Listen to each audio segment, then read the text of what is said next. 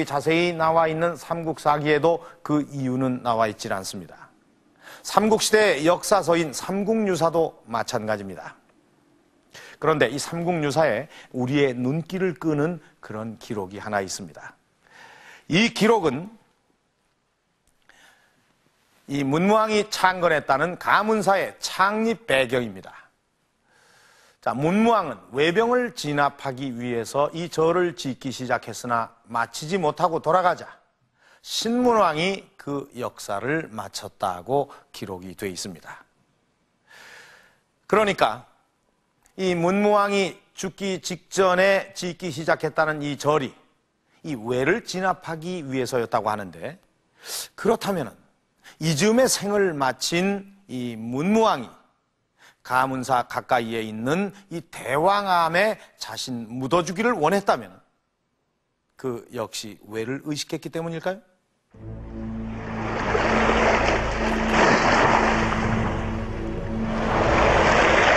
당시 바다 건너에 있던 외는 어느 정도의 국력과 군사력을 가진 존재였을까?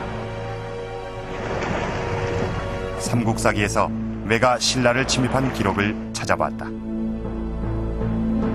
신라시대를 통틀어 외가 신라를 침입한 기록은 모두 33회. 모두 소지왕 이전인 신라 초기였으며 그 시기도 3, 4, 5월로 집중돼 있었다. 4, 5, 6월이니까 주로 우리 춘궁기에 아마 그러니까 그건 멀리서 왔다고 볼 수도 없고요. 예, 아마 식량을 구걸하러 왔다든가 또는 이제 그 편서풍을 이용해서 한국 해변을 노략하는 약탈자로서의 그 인상을 갖고 있습니다. 그렇다면 문무왕 때는 어떤가? 문무왕 때도 외가 신라를 단독으로 침입한 기록은 없다. 다만 663년 외의 출병 기록이 보이는데 외의 수군 천척이 백제를 도우러 백강에 왔다. 당시는 백제 멸망 직후로 백제 부흥군들이 백강에서 신라와 치열한 접전을 벌이고 있었다.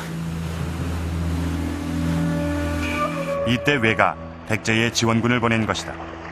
그러나 이 전쟁에서 외는 신라군에게 처참하게 무너진다. 일본 서기는 4번 싸움 끝에 배 400척이 모두 불탔다고 기록하고 있으며 삼국사기는 바닷물이 붉은 빛을 띠었다고 당시에 처참했던 상황을 기록하고 있다. 당시 신라에 대한 외의 두려움이 어느 정도였는지를 짐작할 수 있는 흔적이 일본에 남아있다. 일본 후쿠오카시에 위치한 오노성. 외는 멸망 이후 망명한 백제인들의 도움을 받아 이렇게 백제식 산성을 쌓았다. 이 외에도 당시 외는 신라의 침입로가 될 만한 길목마다 산성을 쌓았는데 모두 10개에 달했다. 그만큼 외는 신라를 두려워했던 것이다. 당시의 동아시아의 정세를 보면은 663년에 백강해전에서 외어 세력은 완전히 구축되었습니다. 그래서 외는 북구주 대마도에다가 백제 유민을 동원해서 산성을 쌓고 또 수도를 더 산중 안으로 옮기는 그러한 상황이었습니다. 그러니까 그리고 또 배를 만들어서 해군력을 양성한다는 것이 10년, 20년에 될 문제도 아닙니다.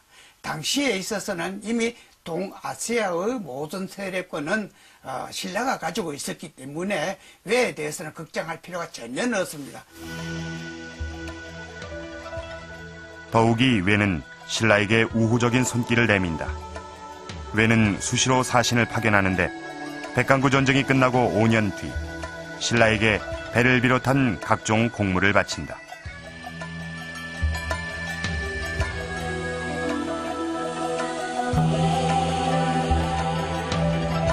그리고 그 다음 해인 669년엔 국호를 일본으로 바꾸었다는 사실을 신라에게 전해온다.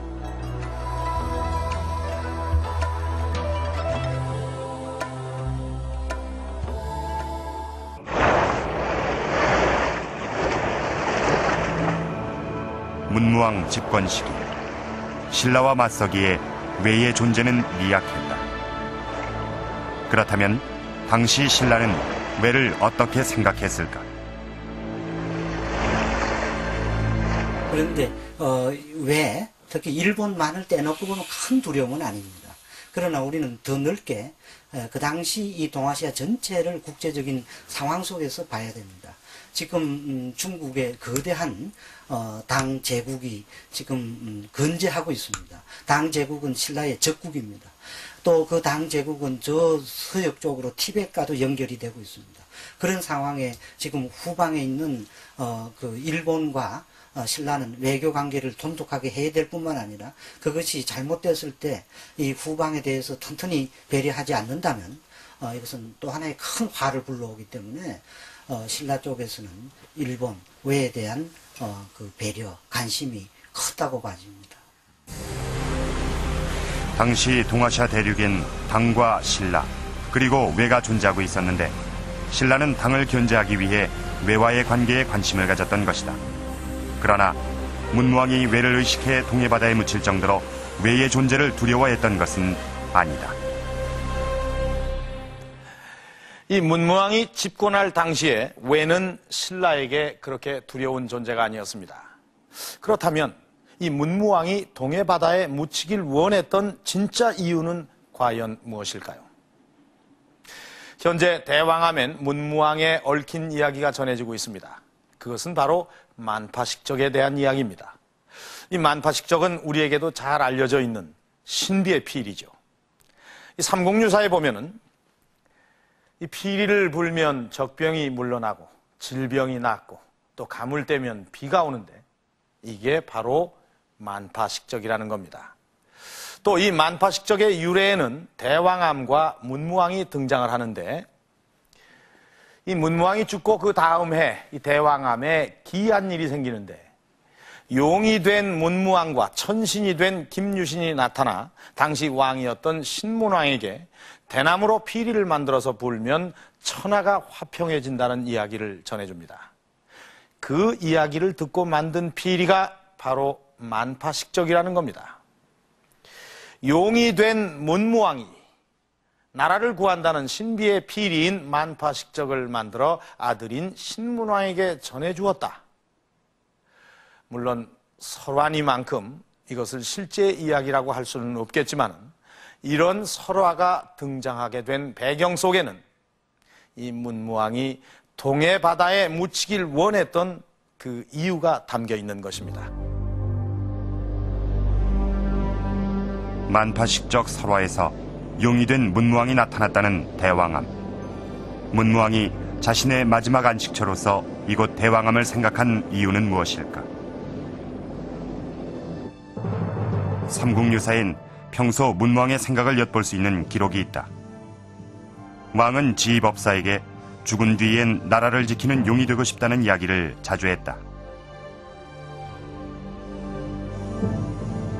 문무왕은 우선 죽어서 용이 되겠다고 염원했었습니다. 용은 물속에 살고 더구나 큰 바다 속에 살죠. 그러니까 문무왕의 그 평소의 염원을 실현하기 위해서는 바다 쪽으로 가야 정말 자기 염원을 실현할 수 있었을 것이고 용이 되길 원했던 문무왕의 생각은 가문사에서도 엿볼 수 있다. 가문사의 중심 건물이었던 금당은 독특한 형태로 건축이 돼 있는데 주춧돌 아래에 이렇게 일정하게 틈이 있다. 이 위에 이제 우리가 이런 이 길쭉한 돌들이 다 깔려서 덮는다 이거죠. 그러면은 덮음으로 인해서 이 내부는 완전히 공간